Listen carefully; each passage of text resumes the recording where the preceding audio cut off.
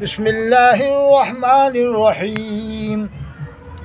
آج اللہ سے ڈرنا چاہیے، وہ بتاؤں کہ اللہ کا خوف دل میں رکھنا چاہیے کتنا زیادہ، بہت زیادہ خوف رکھنے کی ضرورت ہے۔ ابھی یہ مثال ذہن میں آئی، میں نماز پڑھاتے میں کہ کبھی مان لو کوئی ماحول خراب ہو جائے اور مسلمان اس سائڈ سے آ رہے ہوں اور غیر مسلم اس سائڈ سے سامنے سے آ رہا ہوں، اسی میں بیچ میں کوئی مسلمان پھنس گئے ہوں، وہ ان سے بچ بچا کے نکل کے ادھر آنا چاہ رہا ہوں مسلمانوں میں، جیسے غیر مسلموں کی طرف سے، تو مسلمان تو ادھر ہوں گے، غیر مسلم سائڈ بیچ میں سے کچھ پھنسے ہوئے جو ہوں گے وہ بیچ میں سے سوچا ہم بھی مسلمان ادھر گھس جائیں، تو مسلمان انہیں مارنے دوڑیں گے کہ نہیں؟ تو وہ ہو سکتا ہے انہیں ننگا ہونا پڑے گا پھر پہچان کے لیے۔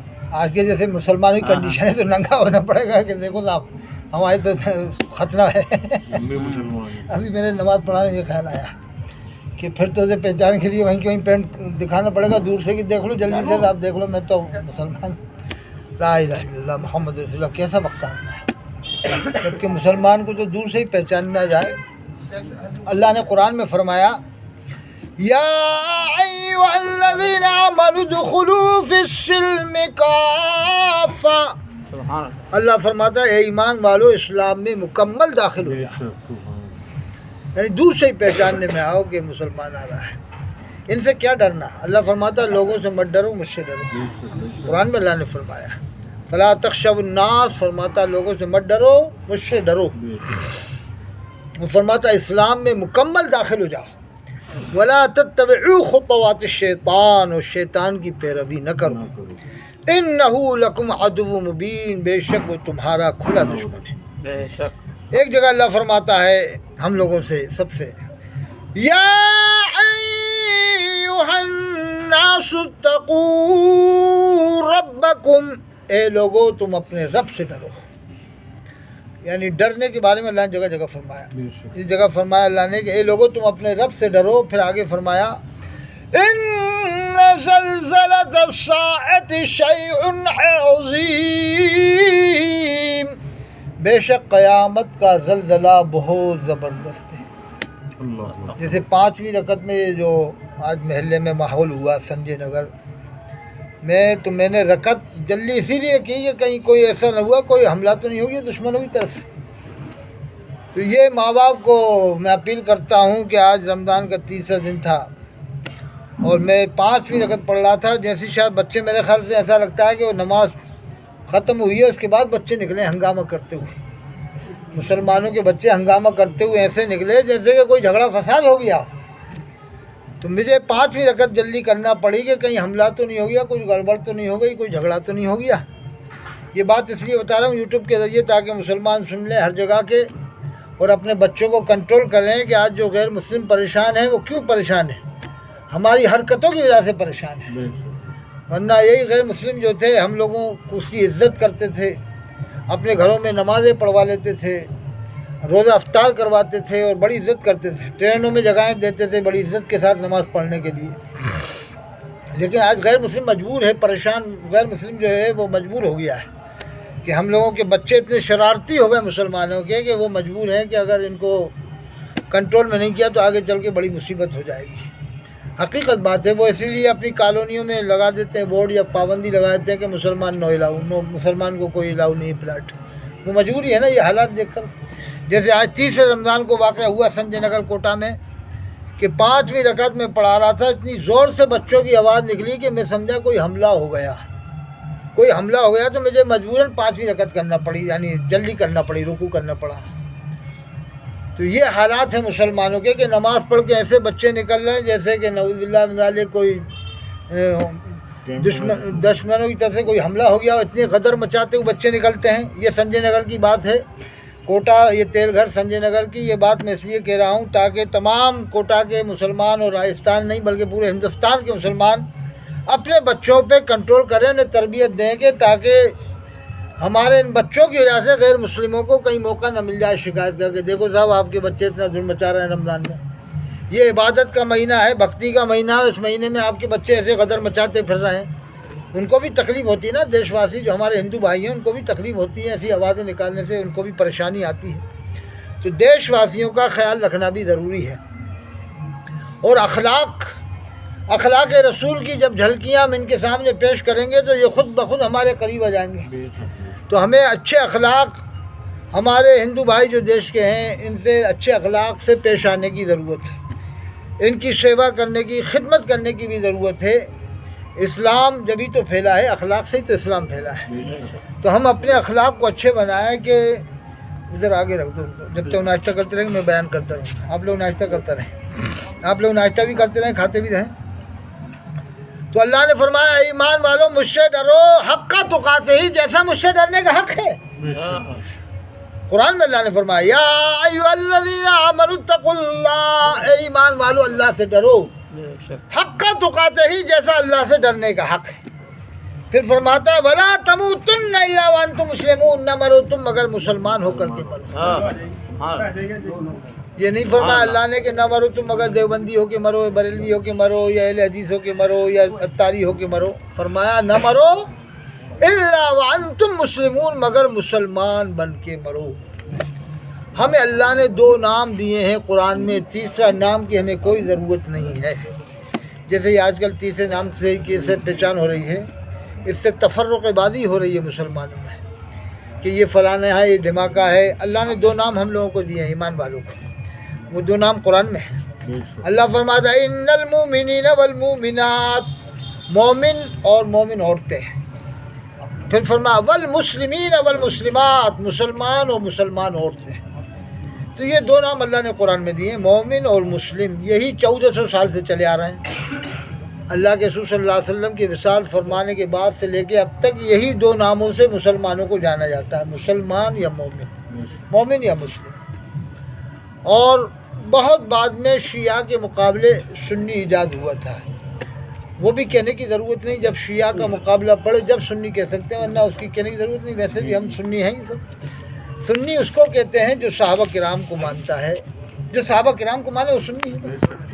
اہل سنت والجماعت، یہ صحابہ کرام کے زمانے سے یہ جماعت چلی آ رہی ہے، قیامت تک رہے گی انشاءاللہ۔ اللہ کے رسول نے یہ فرمایا کہ میری امت میں 73 فرقے ہوں گے، 72 جہنم میں جائیں گے، جنت میں۔ اللہ کے رسول نے فرمایا کہ جو میرے طریقے پہ ہوگا، میرے صحابہ کے طریقے پہ ہوگا، تو اسی کو اہل سنت والجماعت کہا جاتا ہے۔ اب اس کا ہم نام بدل نہیں سکتے کہ اس کا نام یہ رکھے، یہ اپنی مرضی سے ہم نام نہیں رکھ سکتے۔ اللہ کے رسول نے فرمایا جو میرے طریقے پہ ہوگا، میرے صحابہ کے طریقے پہ ہوگا، فرمایا لازم پکڑو میری سنت کو، میرے خلفاء کی سنت کو، یعنی لازم پکڑو میری سنت کو، میرے خلفاء کی سنت کو۔ تو 2 نام اللہ نے ہمیں دیے، ایک مومن ایک مسلم۔ اور حدیث میں بھی 2 ہی نام دیے گئے ہیں، مومن اور مسلم۔ حدیث میں اللہ کے رسول فرماتے ہیں کہ ظن المؤمنون خیرا، مومنوں کے نزدیک اچھا گمان رکھو۔ تو اس میں بھی حدیث میں بھی مومن کا لفظ آیا، پھر ایک حدیث میں مسلم کا لفظ آیا، المسلم من سلم المسلمون من لسانی و یدی، مسلمان کی شان یہ ہے کہ اس کی زبان سے، اس کے ہاتھ سے کسی کو تکلیف نہ ہو۔ حدیث میں بھی 2 نام آئے، مومن مسلم، اور قرآن میں بھی 2 نام آئے، مومن مسلم۔ اور جماعت کے طور پہ اہل سنت والجماعت یہ اللہ کے رسول کے زمانے سے ہی ہے اور قیامت تک رہے گی۔ اب تیسرے نام کی کوئی ضرورت نہیں پہچان کی کہ فلانی جماعت کیا ہے، ڈھکانی جماعت کیا ہے، کوئی ضرورت نہیں ہے۔ بس اپنے آپ کو مومن مسلم تصور کریں کہ اللہ نے ہم کو نام دیا ہے، اس نام کو ہی ہمیں پسند کرنا چاہیے اور قبول کرنا چاہیے۔ جو نام اللہ نے ہمیں دیا بس کافی ہے ہمارے لیے۔ اب یہ تھوڑی سا وہ فلانی جماعت کا دیوبندی، وہ بریلوی، تو میں نے ایک بار کہا کہ مرد کو تو دیوبندی بریلوی کہا جاتا ہے، چلو ٹھیک، عورتوں کو کیا دیوبندن کہو گے اور بریلوی کو بریلون کہو گے عورت کو؟ نعوذ باللہ من ذالک۔ یعنی جیسے مردوں میں دیوبندی بریلوی ہے تو عورتوں کو پھر دیوبندن بریلون کہا جائے گا، پھر ایک پہچان یہ ہو جائے گی۔ استغفر اللہ رب العالمین۔ ہمیں تو چاہیے کہ سب سے پہلے قرآن میں غور کریں۔ اللہ نے فرمایا افلا یتدبرون القرآن، کیا وہ قرآن میں غور نہیں کرتے؟ ام علی قلوب اقفالها، یا ان کے دلوں پر تالے لگے ہوئے ہیں۔ تو یہ 2 نام جو اللہ نے ہمیں قرآن میں دیے ہمارے لیے کافی ہیں۔ کہ کوئی کہے کون ہو کہ بھائی مسلمان ہیں، بس کہ ارے کون سے مسلمان نہیں، بس کوئی ضرورت نہیں ہے، سب کون سے مسلمان۔ اس سے تو اور مسلمانوں میں تفرق پھیل رہا ہے، انتشار پیدا ہو رہا ہے، دیش کا ماحول ویسے بھی خراب ہے۔ ہمیں وہ دیش کے لوگ مسلمان ہی جانتے ہیں، جتنے بھی لوگ ہیں دوسرے لوگ، کیا ہے ہم کوئی سی بھی جماعت سے پہنچانے جا رہے ہیں دنیا میں، لیکن وہ ہمیں ایک ہی سمجھتے ہیں اب مثال کے طور پہ کوئی بات آ جائے تو کوئی کل کو کہے شیعہ کہے کہ ہم دیوبندی بریلوی نہیں، ہم تو شیعہ ہیں، وہ غیر مسلم سے کہے ہم تو شیعہ ہیں صاحب، ہمیں چھوڑ دو، ارے تم تو وہی ہو مسلمان ہو، ہمیں نہیں معلوم شیعہ ہو کون ہو، ہمیں نہیں جانتے۔ اب دوسرے کہے کہ ہم صاحب ہم تبلیغ جماعت کے، ارے نہیں کوئی بھی ہو، تم تو آ جاؤ، نمبر سے لگ جاؤ، لائن سے لگ جاؤ۔ پھر کہے کہ ہم تو سنی ہیں صاحب، ہم ان سے ارے نہیں لائن سے لگو، لائن سے لگو۔ پھر اس کے علاوہ جو بورے ہیں ان کی مسجد بھی ہے نا یہیں پر، بوروں کی، وہ کہ ہم تو بورے ہیں، ہم تو ان میں رشتے بھی نہیں کرتے ان لوگوں، ارے نہیں لائن سے لگو، سب مسلمان ہو تم لوگ، ہمیں بے حکومت بنا، سب مسلمان ہو۔ پھر ایک قادیانی کو تو کوئی بھی مسلمان نہیں مانتا، دیوبندی سنی بریلوی کوئی نہیں مانتا، وہ کہہ رہے ہم تو قادیانی ہیں، ارے کوئی بھی ہو لائن سے لگو، تم بھی مسجد بناتے ہو، نماز پڑھتے ہو، اللہ کا نام لیتے ہو، اذان دیتے ہو، اذان قادیانی بھی دیتا ہے، تو وہ تو سب کو مسلمان سمجھ کے ہی مانے گا دوسرا آدمی۔ تو ہمیں چاہیے کہ ہم ان چکروں میں نہ پڑیں، ہمیں وہ لوگ سب ایک سمجھ جائیں، اور ہم ایک دوسرے کو مسلمان نہیں مانتے ہیں، وہ ہمیں ایک سمجھ جائیں۔ جو غلطی ہوگی، اگر آپ غلطی کوئی کرتا ہے تو اس سے آپ مت مانو، کھلے عام غلطی کوئی کرتا ہے تو وہ تو گنتی پہ سامنے گنا جاتا ہے، جیسے وسیم رضوی، اس نے جب کھلے عام حضور کی شان میں گستاخی کی تو اسے کوئی بھی مسلمان نہیں مانتا، یہاں تک کہ شیعوں نے بھی اس کا بائیکاٹ کر دی، شیعوں نے بھی کھلے عام چینلوں پہ آ کے کہا کہ اس سے ہمارا کوئی واسطہ نہیں ہے، قرآن ہم اسی قرآن کو مانتے ہیں جو موجودہ 30 پاروں کی شکل میں موجود ہے، اور سلمان رشدی کو کوئی بھی مسلمان نہیں مانتا۔ تو ایک پہچان میں یہ بتا رہا ہوں کہ کھلا گستاخ، کھلا کوئی کافر ہوگا تو اسے کوئی بھی مسلمان نہیں مانے گا، لیکن بدگمانی کرنا یہ منع ہے، بدگمانی کے طور پہ ہمیشہ ایسا ہوگا ویسا ہوگا، یہ انسان جو ہے بدگمانیاں پیدا کر دیتا ہے۔ جیسے کل میں نے مثال دیا تھا نا، اب میں ایک اور مثال دیتا ہوں، جیسے عبد الرحمن نام ہوتا ہے کہ نہیں، عبد الرحمن، عبد الغفور، عبد الرحمن، عبد الغفور، عبد الرحیم، یہ نام ہوتے ہیں، عبد الشکور۔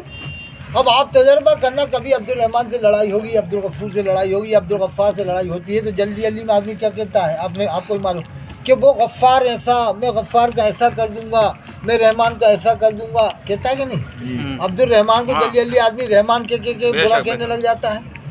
اب ایسے تو پھر فتویٰ لگایا تو اس پہ بھی فتویٰ لگ سکتا ہے کہ اس نے رحمان کو کیوں گالی دی، غفار کو، غفار تو اللہ کا نام ہے، رحمان تو اللہ، لیکن وہ اللہ کو گالی نہیں دے رہا ہے، وہ جلدی جلدی میں غلط کہہ رہا ہے، کہ تو غلط ہی رہا ہے کہ رحمان کے گالی دے رہا ہے، اسے عبد الرحمان کے کہنا چاہیے تھا، عبد الغفار، لیکن جلدی جلدی میں آدمی رحمان غفار کے کہتے ہیں، تو مراد تو بندہ ہی ہے، اللہ کی ذات تھوڑی ہے، وہ تو بندے کی ذات مراد ہے اس سے، لیکن وہ غلط یہ کہہ رہا ہے کہ رحمان کے یا غفار کے گالی دے رہا ہے، اس کے منہ سے جلدی جلدی میں الفاظ نکل رہا ہے، تو اس سے بچنا چاہیے، عبد الغفار کو عبد الغفاری کہنا چاہیے، عبد الرحمان کو رحمانی کہنا، عبد الرحمانی کہنا چاہیے، رحمان کہنا منع ہے، کیونکہ رحمان تو اللہ کا نام ہے، بندے کو نہیں کہا جاتا۔ تو بندہ جب برا بھی کہتا ہے تو وہ اللہ کی ذات کو نہیں کہہ رہا، وہ بندے کی ذات کو کہہ رہا ہے، لیکن غلطی میں لفظ رحمان نکل رہا ہے یا غفار نکل رہا ہے۔ اسی طرح سے حدیث پاک کے اندر بہت ساری قسمیں علماء نے بیان کی ہیں، حدیث ضعیف بھی ہوتی ہے، موضوع بھی ہوتی ہے، حدیث مرسل بھی ہوتی ہے،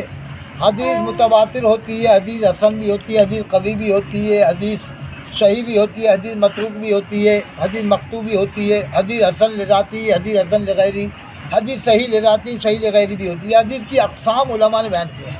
اب حدیث کسے کہتے ہیں؟ یعنی اللہ کے رسول صلی اللہ علیہ وسلم کے فرمان کو حدیث کہتے ہیں۔ کسے کہتے ہیں حدیث؟ اللہ کے رسول کے فرمان کو حدیث کہتے ہیں۔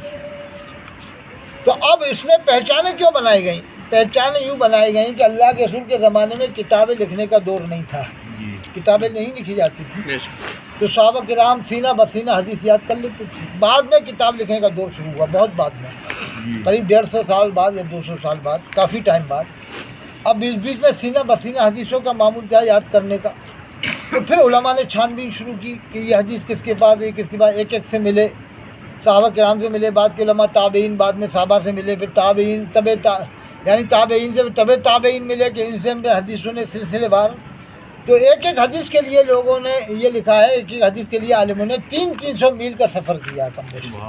آج تو موبائلوں میں حدیثیں آ رہی ہیں، اس زمانے میں حدیث کا معمول تھا کہ ایک ایک حدیث جانے کے لیے 300 کلومیٹر یا 300 میل کا سفر کیا غالباً عالم نے، یعنی حدیث کی پہچان، حدیث کو یاد کرنے کے لیے، حدیث کی معلومات کے لیے۔ پھر اس میں بھی یہ خیال رکھا ہے کہ حدیث کے بارے میں نے پڑھا کہ جو آدمی کہیں جاتے تھے عالم، جیسے کوٹا میں آئے یا جے پور میں گئے، جو زمانے جو بھی شہر تھے وہاں گئے، बसरा है या अफगान और भी जो शहर है, बसरा है, इराक़ है, बगदाद है। अब मालूम किया कि बसरा में किसी को अल्लाह के रसूल की हदीस याद है, तो पहले डायरेक्ट वो जिसको हदीस याद होती थी उससे नहीं मिलते थे। पहले से हाजी शमी साहब से मिल लिए या राशिद साहब से मिलिए या इमाम साहब से मिल लिए, उस ज़माने जो भी ऐसे नेक लोग हैं, कि ये बताओ जिसके बारे में मालूम हुआ है कि इसको हदीस याद है बसरा में या बगदाद में, आप इसे जानते हो? अब इन्होंने कह दिया हाजी साहब ने शमी, हाँ जानते हैं। इमाम साहब जहांगीर साहब के, हाँ जानते हैं। ये बताओ इसके बारे में तुम्हें क्या मालूमात है कि नमाज़ों का पाबंद है कि नहीं, इसकी ईमानतदारी दयानतदारी के बारे में तुम्हें क्या मालूम? अब जहांगीर साहब, हाफिज़ जहांगीर साहब कहते हैं साहब पक्के ईमानदार हैं, हलाल रोज़ी खाते हैं, 5 टाइम के पक्के नमाजी, कभी कज़ा नमाज नहीं करते। तो फिर वो उससे हदीस सुनते थे कि अब इसका एतबार हो गया कि इससे हम हदीस सुन सकते हैं। जैसे जहांगीर साहब ने बताया कभी साहब झूठ बोलते हमने नहीं देखा, और हाफिज़ जहांगीर साहब ने बता दिया साहब नमाज तो पढ़ते हैं लेकिन कभी कभार छोड़ भी देते हैं, कभी कभार छोड़ भी देते हैं, लेकिन नमाज तो पढ़ते हैं, कभी कभार छोड़ देते हैं। और इनका साहब परहेजगारी का भी हमें पक्का नहीं है, यानी परहेजगार जो है कन्फर्म नहीं है, पक्का बात नहीं है इनके बारे में। तो थोड़ा बहुत भी उलमा को शक हो जाता है कि अरे ये नमाज़ी छोड़ देता है तो फिर इससे क्या हदीस सुने, तो फिर उससे बगैर हदीस सुने वापस लौट जाए करके। तो मालूम है कि ये नमाज छोड़ देता है तो फिर इससे हदीस सुनने से कोई फ़ायदा नहीं, इसका तो कोई भरोसा नहीं है। ऐसी और भी छानबीन करते थे कि नमाज के अलावा ये हलाल रोज़ी यानी और तकवा परहेजगारी क्या आलम है, झूठ तो नहीं बोलते, तब वो हदीस सुनते थे, नहीं तो बगैर हदीस सुने लौट जाते थे। तो इस तरह से फिर हदीस सुनने का, हदीस जमा करने का एक वो किताबों में ये वो सिलसिला पैदा हुआ है। ऐसे वैसे लोगों से हदीस सुन के लोगों ने जमा नहीं किया है, बड़ी छानबीन किया है। उसके बावजूद फिर हदीस में जो मिलावटें हुई हैं, जैसे ज़ईफ़ और मतरूक, मरफू, मौजू भी हदीस है, बनाई भी गई हैं बहुत सी हदीसें, अल्लाह के रसूल की तरफ मंसूब भी कर दी गई हदीसें, तो उसकी भी पहचान कर दी गई कि ये हदीस मौजू है, ये मरफू है, मक्तू है। अब मैं आपको एक हदीस के बारे में बताता हूँ तो आप भी पहचान जाओगे कि इस हदीस का नाम जब कभी मुरसल कोई लेगा तो फिर आप समझ जाओगे कि इसका मतलब है मुरसल। अब ऐसे तो बहुत सारी किस्में हदीस की, उसमें बड़ा टाइम लगेगा, लेकिन मुरसल की मैं बता देता हूँ बस। हदीस मुरसल उस हदीस को कहते हैं कि ताबईन डायरेक्ट अल्लाह के रसूल से रिवायत करें। ताबईन ने अल्लाह के रसूल को नहीं देखा, सहाबा ने देखा है, ताबईन ने तो नहीं देखा। अब ताबई डायरेक्ट हुजूर से कैसे रिवायत कर रहे हैं जब हुजूर को देखा ही नहीं, तो हुजूर का नाम लेकर ताबईन डायरेक्ट कैसे रिवायत कर रहे हैं? तो उलमा ने उस हदीस का नाम मुरसल रखा है कि ताबईन पर एतबार तो किया जाएगा, ताबईन तो बड़ा मर्तबा रखते हैं, वो तो सहाबा को देखने वाले, उनका बड़ा मर्तबा है, हदीस में जिक्र आया ताबईन का। तो ताबईन का पर पूरा भरोसा किया जाएगा, 100%, यानी 100% भरोसा किया जाएगा। लेकिन ताबईन बगैर सहाबा के हवाले से डायरेक्ट, यानी डायरेक्ट क्यों कैसे बयान कर रहे हैं कि हुजूर का ये फरमान है, ये हदीस है? ताबईन ने तो हुजूर से नहीं सुना, सहाबा से सुना है, तो उसको हदीस मुरसल कहते हैं कि ताबई डायरेक्ट हुजूर से रिवायत करे, सहाबा किराम का नाम न ले, यानी उसको उस हदीस का नाम मुरसल हदीस है।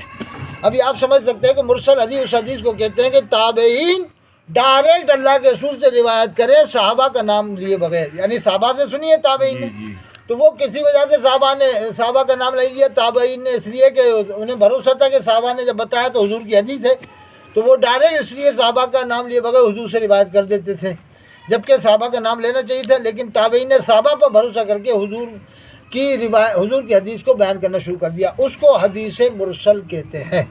इतना ख्याल रखा गया है, तो इसलिए मैं कहता हूँ कि ये मैंने एक हदीस बताई, फिर आगे बाद में बताएंगे इंशाअल्लाह।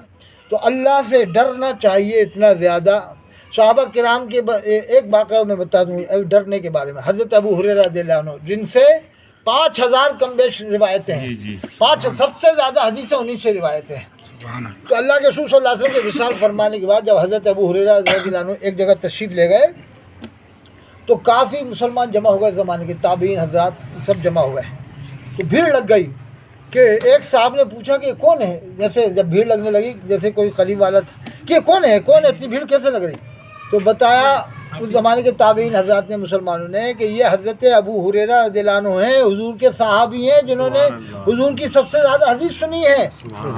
तो अब वो भी शख्स जिन्होंने कोई मालूम था, कहा कि अरे फिर तो मैं इनसे हदीस सुनूंगा, अल्लाह के रसूल का फरमान सुनूंगा, ये हज़रत अबू हुरैरा है। देखा उन्होंने भी नहीं तो सुना ही सुना था, तो बताया कि हज़रत अबू हुरैरा आए हुए हैं, उनसे मिलने के लिए लोग जमा हो गए, कहा इनसे तो मैं हदीस सुनूंगा। پھر وہ شخص قریب آ گیا بالکل، کہا کہ ہمیں اللہ کے رسول کا فرمان سنائیے۔ حضرت ابو ہریرہ رضی اللہ عنہ سے کہا ہمیں اللہ کے رسول کا فرمان سنائیے۔ اب حضرت ابو ہریرہ کے دل میں اللہ کا ڈر دیکھو، کہا کہ رکو سناتا ہوں۔ یعنی اتنا کہا اور حضرت ابو ہریرہ بے ہوش ہو گئے۔ پھر ہوش آیا، پھر کہا کہ پھر وہ فرمان، ان کو بات یاد آ گئی کہ یہ حدیث سننا چاہتے ہیں۔ کہا رکو میں ابھی سناتا ہوں۔ اللہ کے رسول صلی اللہ علیہ وسلم نے فرمایا، یعنی تھوڑے بہت الفاظ کہے، پھر بے ہوش ہو گئے۔ پھر تیسری بار پھر کہا رکو میں اللہ کے رسول کا فرمان سناتا ہوں، حدیث پاک ہے۔ تیسری بار میں بھی شاید بے ہوش ہوئے تھے، چوتھی بار میں وہ حدیث سنا پائے تھے۔ 3 بار تو بے ہوش ہو گئے اللہ کے ڈر کی وجہ سے، اتنا اللہ کا ڈر تھا کہ 3 بار تو کہا کہ میں حدیث سناتا ہوں، سناتے 3 بار بے ہوش ہو گئے۔ چوتھی بار بڑے کنٹرول میں رہ کر، دل کو قابو میں رکھا، سنبھالا اپنے آپ کو، پھر حدیث سنایا۔ کہا کہ سنو، اللہ کے رسول صلی اللہ علیہ وسلم فرماتے ہیں قیامت میں اللہ تعالیٰ 3 لوگوں کو بلائے گا۔ ایک شہید کو بلائے گا، اس سے کہے گا کہ تجھے ہم نے جوانی دی تھی، کیا کیا؟ وہ کہے گا یا اللہ تیری راہ میں لڑتے میں قربان ہو گیا، میں نے اپنی جان دے دی۔ اللہ فرمائے گا اے بندے، تو نے اپنی نام شہرت کے لیے جان دی تھی، تو نے میرے لیے سر نہیں کٹایا تھا، تو یہ چاہتا تھا کہ لوگ مجھے بہادر کہیں، تیری دنیا میں ہم نے تعریف کروا دی، جو تو چاہتا تھا میری تعریف ہو دنیا میں، وہ تیری تعریف ہم نے کروا دی، تو نے سر میرے لیے نہیں کٹایا، اپنا نام شہرت تو چاہتا تھا، لے جا فرشتے اس کو اوندے منہ جہنم میں داخل کر دو۔ پھر حضرت ابو ہریرہ کہتے ہیں اللہ کے رسول نے فرمایا ایک عالم کو اللہ بلائے گا، وہ کہے گا تجھے علم دیا تھا، کیا کیا؟ وہ کہے گا یا اللہ تیرے بندوں کو ہم نے خوب سکھایا، پڑھایا، تقریریں کیا اور پڑھایا بھی۔ اللہ فرمایا اے عالم، تو نے اپنے نام شہرت کے لیے کیا تھا، تو چاہتا تھا کہ میرا نام ہو، میری شہرت ہو، کہ لوگ مجھے بہت بڑا عالم سمجھے، تو نے میری خاطر نہیں کیا، تیرے دل میں اپنا نام کی شہرت کا خیال تھا، تیرا ہم نے نام دنیا میں کروا دیا، ڈنکا بجوا دیا، تیرا یہاں کچھ نہیں ہے، لے جاؤ فرشتے اس کو اوندے منہ جہنم میں داخل کر دو۔ پھر ایک سخی کو بلائے گا جو مالدار ہوگا، کہا تجھے ہم نے مال دیا تھا، اس کا کیا کیا تو نے؟ وہ کہے گا یا اللہ تیری راہ میں میں نے خوب دیا، مسجدوں میں دیا، مدرسوں میں دیا، غریبوں کی مدد کیا۔ اللہ فرمائے گا اے بندے، تو یہ چاہتا تھا میرا دنیا میں نام ہو جائے، تیرا ہم نے دنیا میں نام کروا دیا، تو نے ہمارے لیے نہیں دیا تھا، ہمارے خوف سے نہیں دیا، تو نے اپنا نام شامل چاہتا تھا میرا نام ہو، تیرا نام کروا دیا، لے جاؤ فرشتے اس کو بھی اوندے منہ جہنم میں داخل کر دو۔ تو اس حدیث کو سناتے وقت حضرت ابو ہریرہ کے دل میں اللہ کا خوف اتنا زیادہ تھا کہ 3 بار بے ہوش ہو گئے۔ کیوں بے ہوش ہو گئے؟ کہیں ہمارے دل میں کہیں نام نہ جائے، نام کا خیال نہ جائے کہ لوگ ہمیں بہت بڑا عالم سمجھیں۔ تو حضرت خواجہ غنی اجمیری اللہ سے اتنا ڈرتے تھے کہ ایک بار نماز میں ان کے خیال آ گیا کہ میں نے نماز میں وہ وضو میں خلال کیا کہ نہیں، یعنی انگلیوں کے اندر خلال کیا کہ نہیں کیا۔ تو بعد سلام کے حضرت خواجہ غنی اجمیری رحمۃ اللہ علیہ رونے لگے، پوچھا کہ حضرت کیوں رو رہے ہیں؟ کہا کہ آج میری نماز میں خیال آ گیا کہ میں نے انگلیوں میں وضو میں خلال کیا ہے کہ نہیں کیا، اب میں اللہ کو کیا جواب دوں گا۔ اللہ کتنا خوف، کتنا ڈر تھا، انہوں نے اللہ کے ڈر سے اسلام کی تبلیغ کیا تھا، تو آج دنیا کے کونے کونے میں ان کا بے شک جو اللہ سے ڈرنے والے ہیں وہ ہیں عراق میں، وہ ہیں افغانستان میں، لیکن نام ان کے پوری دنیا میں ہے، اور جو نام چاہتے ہیں وہ دنیا میں ان کے چند سالوں کے لیے نام تو جاتے ہیں، لیکن دنیا سے جانے کے بعد پھر ان کا نام مٹ جاتا ہے آٹومیٹک۔ تو اس لیے ہمیں ہر کام اللہ کے ڈر سے کرنا چاہیے۔ اللہ فرماتا ہے اے ایمان والو مجھ سے ڈرو جیسا مجھ سے ڈرنے کا حق ہے۔ اب ایک اور واقعہ بتا کر ختم کر دیتا ہوں۔ اللہ سے ڈرنے کا معاملہ ایسا ہے کہ ایک بار ایک بادشاہ نے کسی کے سامنے، عالم کے سامنے کوئی غلط بات کہہ دی، ایسی بات تھی، تو وہ عالم صاحب اسے ٹوکنا چاہتے تھے کہ اس بادشاہ کو میں ٹوک دوں۔ تو ان عالم صاحب کا خود کا بیان ہے کہ میں چاہتا ہوں وہ ٹوک دیتا، اس بادشاہ کو منع کر دیتا، کیونکہ حدیث پاک ہے افضل الجہاد کلمۃ حق عند سلطان جاہل، ظالم بادشاہ کے سامنے حق بات کہنا سب سے بڑا جہاد ہے۔ وہ عالم کہتے ہیں میں ٹوک سکتا تھا، یا کوئی نیک آدمی دیکھا میں ٹوک سکتا تھا، مگر میں نے اس لیے نہیں ٹوکا کہ مجھے مروا دے گا۔ تو کہا میں جان کے ڈر سے نہیں، مجھے اس بات کی فکر نہیں تھی کہ مجھے مروا دے گا، وہ واقعی وہ مروا دیتا، ظالم بادشاہ مروا دیتا مجھے، میں اگر اسے حق بات کہتا سامنے تو مرواتا۔ کہا میں جان کی وجہ سے نہیں ڈرا حق بات کہنے، میں کنفرم نہیں ہو پا رہا تھا، میں کنفیوز تھا، میرے دل کو یعنی قابو میں نہیں کر پا رہا تھا کہ میرے دل میں کہیں ایسا نہ کہ خیال شہرت کا نہ جا کے دیکھو کتنے بڑے بہادر تھے ظالم بادشاہ صاحب نے حق بات کہہ دی۔ کہا اس لیے میں رک گیا حق بات کہنے سے کہ میرے دل پہ قابو یعنی کنفرم نہیں ہوا، کنفیوز میں تھا میرا دل۔ یعنی کنفیوز میں تھا اس وقت، بالکل اللہ کا ڈر ایک دم ہوتا تو پھر وہ کہہ دیتا، یعنی کنفیوز ہو رہا، کبھی دل میں خیال آ رہا کہ نام ہو جائے گا میرا، شہرت ہو جائے گی، تو اتنا ڈرتے تھے اولیاء کرام، جبھی تو اللہ نے ان کو یہ مرتبہ عطا بے فرمایا۔ شک بے شک تو آج ہم لوگوں سے کیوں ڈر رہے ہیں، آج غیر مسلموں سے کیوں ڈر رہے ہیں؟ اس لیے کہ ہمارے دلوں میں اللہ کا ڈر نہیں ہے۔ جس دن ہمارے دلوں میں اللہ کا ڈر پیدا ہو جائے گا، یہ آٹومیٹک ہم سے ڈرنے لگ جائیں گے۔ بے شک پہلے والوں سے لوگ ڈرتے تھے کہ نہیں ڈرتے تھے؟ تو حضرت فضیل بن عیاض رحمۃ اللہ علیہ فرماتے ہیں، جو بندہ اللہ سے ڈرنے لگتا ہے تو دنیا کی ہر چیز اس سے ڈرنے لگ جاتی ہے۔ بے شک اس لیے ہم پوری کوشش یہ کریں کہ جو بھی کام کریں ہم اللہ کے ڈر سے ہی کریں، شہرت نام کا خیال بالکل نہیں آنا چاہیے، نہیں تو پکڑ ہو جائے۔ جیسے یہ حدیث سناتے ہو حضرت ابو ہریرہ 3 بار بے ہوش ہو گئے تھے۔ اس لیے جو بھی کام کرو اللہ کے ڈر سے کرو کہ اللہ تعالیٰ کی ہمیں اجر ملے، بندوں سے ہمیں کیا مطلب۔ جیسے آپ کو کسی کو کوئی دینا بھی مدد کرنا ہے تو یہ بھی آئے اس ہاتھ سے دو اس ہاتھ کو خبر نہ ہو، مطلب یہ ہے کہ کسی کی آپ کو مدد کرنا ہو تو رات میں بھیج دو، یعنی رات میں دے آؤ، ایسے وقت میں دے آؤ کہ اسے پتہ بھی چلے کون آیا تھا کون دے کے چلا گیا، یا کسی سے آپ بھجوا دو، کیونکہ آپ کو اللہ کے لیے دینا ہے تو اس کا زیادہ ثواب ملے گا، اور نام کے لیے دو گے تو نام تو ہو ہی جائے گا لیکن اللہ کی پکڑ ہو جائے گی۔ بس اس کا خاص خیال رکھو کہ اللہ فرماتا ہے ایمان والو مجھ سے ڈرو جیسا مجھ سے ڈرنے کا حق ہے۔ اللہ تعالی ہم سبوں کے دلوں میں اللہ کا خوف پیدا فرما۔ وآخر دعوانا الحمدللہ رب العالمین۔